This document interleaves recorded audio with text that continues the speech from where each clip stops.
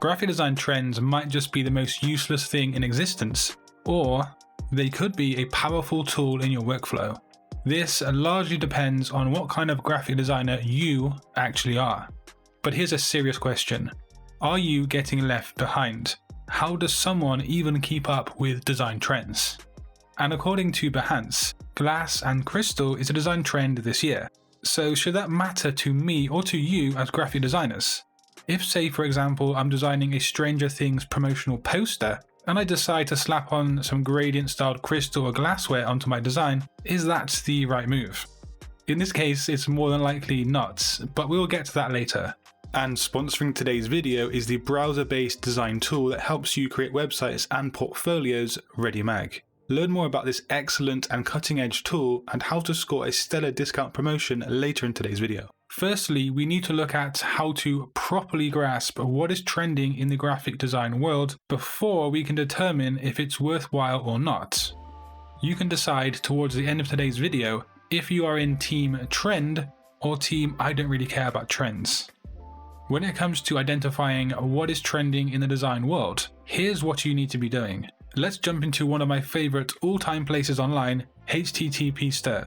This website showcases awesome examples of website designs. It's kind of like Websiteception. Subconscious security. But as I'm looking through these websites, I'm looking for patterns. For example, I can see that a lot of these designs are focusing on decorative fonts, and actually often serif decorative fonts. And that's as seen here on the Milton Textiles design, and then further down here with the yellow and black Filtro design. And you'll soon see where these fonts lie in terms of design trends. I then move to my mood boards, and I can take screenshots of the design trends that I see and place them under the typography section. Basically here I'm just building up an overall landscape or image of the current design world. And this is very powerful to do because you can have it there as a resource whenever you want to embark on a new project, and keep changing things as the graphic design world evolves from month to month.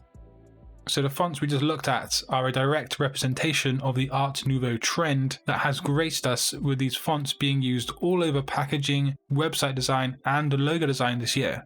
And when it comes to adding things to your mood board for design trends, it's just a case of literally using Google and having a good search around. But that brings me to the meat of this video, the crux of everything. Does it even matter? Do graphic design trends make a difference at all? Well, the short answer to that is, well, maybe. You see, it really comes down to what you're designing and who you're designing it for. And I will explain this with some relevant examples very soon. But first, we need to lay down 2 unbreakable rules when it comes to design trends. Rule number 1 is to keep your client's needs and their brief as a priority. Trying to jam and fit a design trend into a project brief that just doesn't need it is not going to end well for you. Rule number 2 is that making use of design trends doesn't mean you turn into a photocopying machine where you Command C and Command V your way through a project. You need to make it on your own, and you need to use design trends as part of an overall design.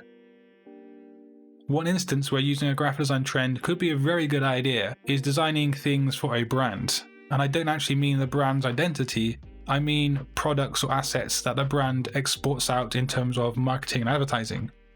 A trend for 2022 that is pretty hot right now is design nostalgia from the 90s. If you're designing something for a brand that targets people who were kids or in their 20s during the 1990s, playing on that nostalgia with fonts, colours and themes linked back to that time will help to target that audience, and they will resonate with your design a whole lot more. Something else very popular now is brutalism and experimental design or typography. This is also known as anti-design. Now, should you be splashing a ton of brutalism all over your projects? Of course not. But if you're working on a project where you want to or you need to make a bold statement that delivers a shock to the audience, maybe this could be an option for you to use.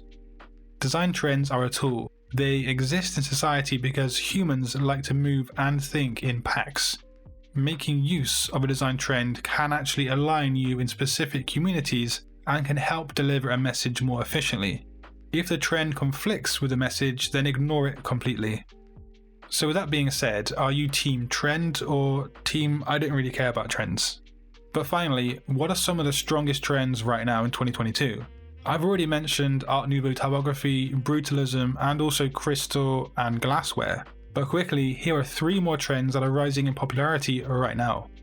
So combining 2D and 3D graphics into one single design. 3D graphics and the software that make them is becoming more and more adopted with each passing month.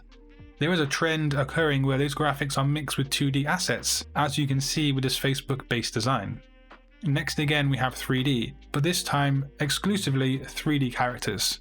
I personally see these a lot on websites like FreePic or Envato Elements, and I see them as downloads for designers to actually use on their projects.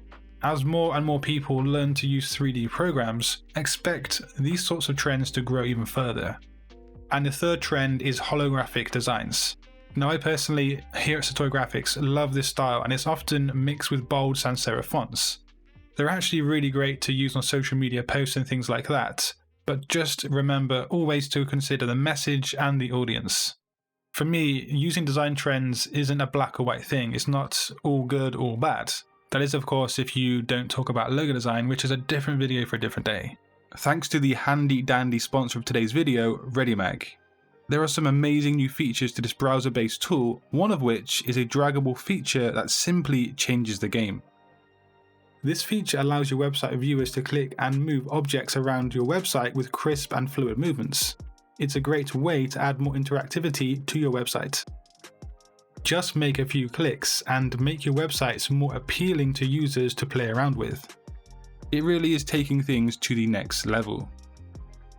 And in Readymag, you can animate pretty much anything on your websites, making it come to life with scroll, hover, load, or click features. And these animated features are free on any of the Readymag plans. You can try Readymag right now just by signing up for the free plan without the use of a credit card. Or, with the freelancer plan, you can create up to 5 different websites with unlimited number of pages and map up to 3 domains on your account. You can also invite up to 2 collaborators to work on your projects with the collaboration function. But with the promo code Satori16, the first 50 users can try the freelancer plan for only $16. So, try Readymag today via the link in the description box below.